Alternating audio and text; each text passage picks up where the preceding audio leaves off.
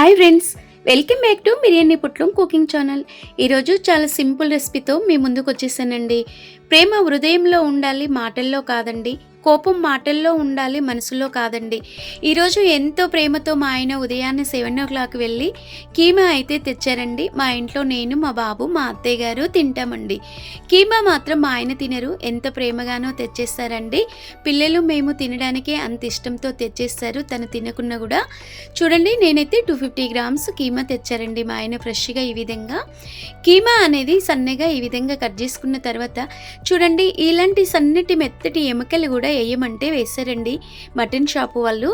ఇది కీమాలో అయితే పర్ఫెక్ట్ టేస్టీగా, నోటికి రుచిగా ఉంటుంది, చాలా కమ్మగా తినేయొచ్చండి.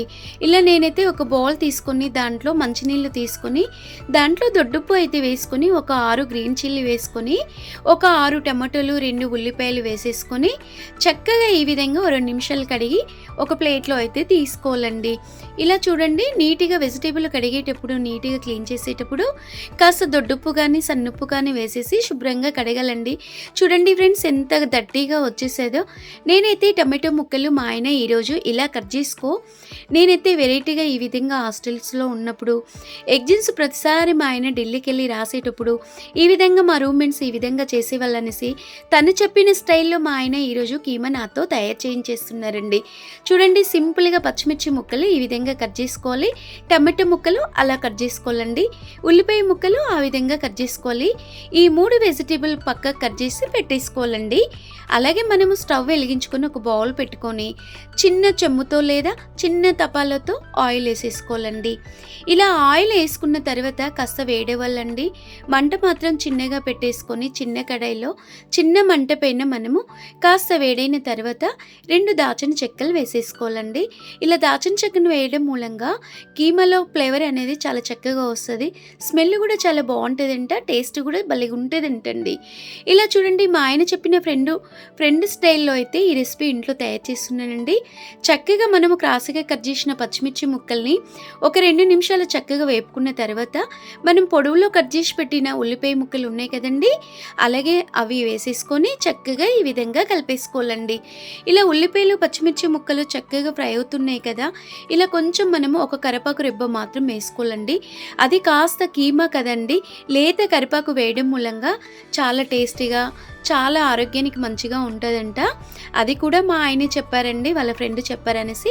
చిటికెడంత పసుపు, ఒక రెబ్బ కరివేపాకు వేసుకొని చక్కగా ఈ విధంగా మరో 2 నిమిషాలు ఫ్రై చేసుకోవాలండి.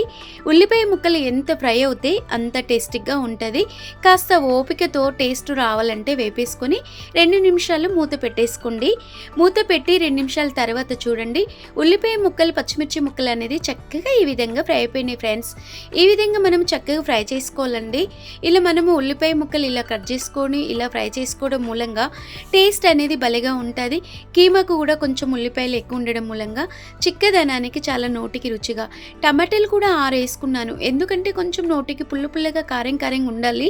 కీమా కదండి, ఒక్కొక్క బుక్క తింటుంటే కీమా ఫ్లేవర్తో పాటు కొంచెం టమాటో పులుపు కూడా తగిలిందనుకో, వారేవా ఏం టేస్ట్ ఉంటుందో తెలుసా, చాలా చాలా బాగుంటుందండి. ఇది మా రూమ్మేట్స్, మా ఆయన వాళ్ళ రూమ్మేట్ చేసినా కూడా తను చెప్పిన స్టైల్లో దగ్గరుండి మా ఆయన ఈరోజు అయితే చేస్తున్నారండి. రుచి మాత్రం బాగుంది. 2 నిమిషాలు మూత పెట్టుకొని టమాటో ఉల్లిపాయలు మగ్గిన తర్వాత నీట్గా కడిగి పెట్టిన కీమా ఉంది కదండి, ఈ కీమాని దీంట్లో వేసేసుకోవాలండి. ఫస్ట్ ఉల్లిపాయ ముక్కలు ఫ్రై అయిపోయిన తర్వాత టమాటో ముక్కలు కూడా అలాగే ఫ్రై అయిపోయిన తర్వాత మనం కీమా వేసుకొని రుచికి సరిపడా కొంచెం సాల్ట్ వేసుకోండి. ఉండి లేనట్టు సాల్ట్ వేసుకున్న తర్వాత మనము చక్కగా ఈ విధంగా ఉల్లిపాయ ముక్కలు, టమాటో ముక్కలు, కీమా ముక్కలు కలిసేలా చక్కగా ఈ విధంగా ఓసారి కలిపి చూసుకోండి. ఈ విధంగా కలపాలండి. మరొక 5 నిమిషాలు మాత్రం ఓపికతో మూత పెట్టేసుకోవాలి. ఈ విధంగా మూత పెట్టడం మూలంగా కీమా అనేది పర్ఫెక్ట్గా ఫ్రై అవుతూ ఉంటుంది కదా. అప్పుడు 2 స్పూన్ల మిర్చి పౌడర్ వేసుకోండి. నేనైతే 2 స్పూన్లు వేసుకున్నానండి.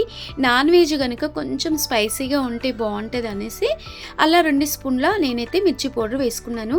అలాగే కొరియండర్ పౌడర్, ఇంట్లో చేసిన గరం మసాలా, కొంచెం సాల్ట్ వేసేసుకొని చక్కగా మనము కీమా ముక్కలు టమాటో ముక్కలు కలిసేలా చక్కగా ఈ విధంగా ఫ్రై చేసుకోవాలండి. ఓ 2-3 నిమిషాలు మంచిగా ఫ్రై చేసుకున్న తర్వాత ఈ విధంగా ఫ్రై అయిపోతుంది అన్న తర్వాత ఒక గ్లాస్ వాటర్ అయితే వేసేసుకోండి. చిన్న గ్లాసు వాటర్ అయితే వేసుకోవాలండి. ఈ చిన్నపాటి గ్లాసు వాటర్ వేయడం మూలంగా కీమా ముక్కలు కదండి, మటన్ అనేది మెత్తగా ఉడుకుతేనే చాలా టేస్ట్ అవుతుందండి. నాన్ వెజ్ని ఎంత చక్కగా బాయిల్ చేస్తే అంత త్వరగా తిన్నా కూడా మనకు అరుగుతుందండి. పిల్లలు కూడా బాగా ఉడికిన తర్వాతనే పిల్లలకి మంచిగా పెట్టాలండి. పిల్లలకు కూడా త్వరగా అరిగిపోతుంది. ఇలా కొంచెం రుచి ఉందా లేదా అని ఒకసారి మనం రుచి చూసుకున్న తర్వాత మరొక 5 నిమిషాలు మూత పెట్టేసుకొని చూడండి, చిక్కగా ఈ విధంగా కీమా బాయిల్ అవుతుంది అనుకున్నప్పుడు, టమాటా ముక్కలు కూడా ఇలా పీచులా బాయిల్ అయింది అనుకున్నప్పుడు ఈ విధంగా మనము కొంచెం 2 నిమిషాల పాటు ఈ విధంగా ఫ్రై చేసుకోవాలండి. ఇలా ఫ్రై చేసుకున్న తర్వాత మనము నీట్గా కడిగి పెట్టిన కొత్తిమీర ఉంది కదండి, పైనంగా చల్లేసుకోవాలండి. రోటీలో కానీ, వేడివేడి అన్నంలో కానీ, పులావ్లో కానీ, బిర్యానీలో కానీ ఎలాంటి రెసిపీలో అయినా సూపర్గా ఉంటుందండి.